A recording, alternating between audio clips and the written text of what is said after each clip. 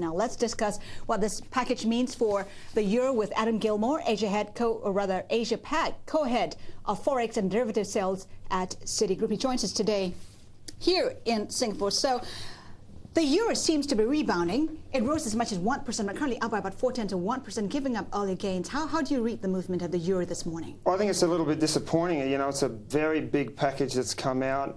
You know, the euro's had considerable selling interest in the last week. When the number came out, or when the announcement came out, we're up near 129, and since then we've drifted down again. So I'm very surprised we haven't seen a bigger spike. That's not really a good sign.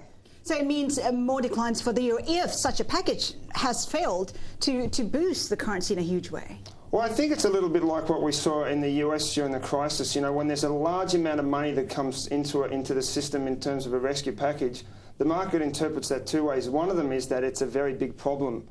You know, and 900 billion euros or dollars is a very big problem to fix. And so I think that'll continue to keep the euro weak.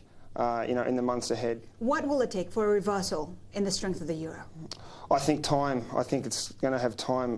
You know, currencies are always playing off against each other. I think the next year or so, you'll see the US come out of this quicker than the European zone. We'll probably test down the 115, 120, and as Europe recovers, that's when the euro will recover. Okay, your take on the best plays, the best ways to play the euro. What crosses should we be looking at? Well, we're still very bullish on all the Asian currencies, or almost all of them, and I think a good way to play them, especially in the current environment, you know, is to say long the Indian rupee, long the Korean won against the euro and the pound. That should be quite profitable in the next 3 months. And talking about the pound, I mean, are there still concerns weighing on the currency? Yeah, I think so. I mean, even if, you know, there's a coalition government formed and, you know, I just saw a headline just now that they're very concentrated on reducing the deficit, it's still a big problem they have to fix. And, you know, one of the best ways to reduce the deficit is to let the currency fall. What are you looking out for? What signs? What's key for the pound?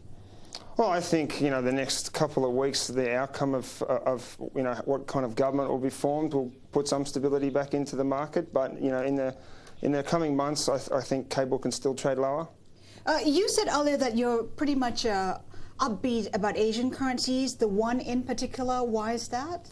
Well, we're just seeing you know, a very heavy rebound in the Korean economy. Very much of it's export led, and you know, exporters have always been a major part of the Korean economy. They're all dollar sellers. You know, the pressure is going to continue. Adam, at this point in time, let's take a viewer question. Jason, he wants to know, he says that about a year ago they say that sterling was undervalued. Is it still the case today? And which will perform better for the next few months, sterling or the euro? I think actually sterling should perform better than the euro, but it'll be a relative game. I think, you know, sterling could probably trade down about 140, 135. But, you know, if I wanted to trade euro sterling, I'd be a seller of euro sterling. Okay, just to pick up where we left off on Asian currencies, you talked about being optimistic about the rupee as well.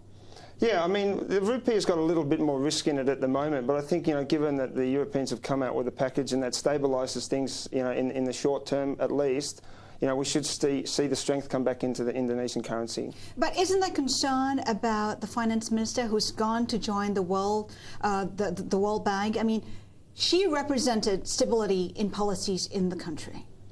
To a point, but I mean, there's always turnover in governments, and I think there's plenty of smart people down in Indonesia. I've met quite a few of them myself, so I wouldn't be that worried about that. So as far as you're concerned, since you've met a lot of people, who do you see as a potential replacement for Sri Mulyani Indrawati? To be honest, I wouldn't want to speculate on that.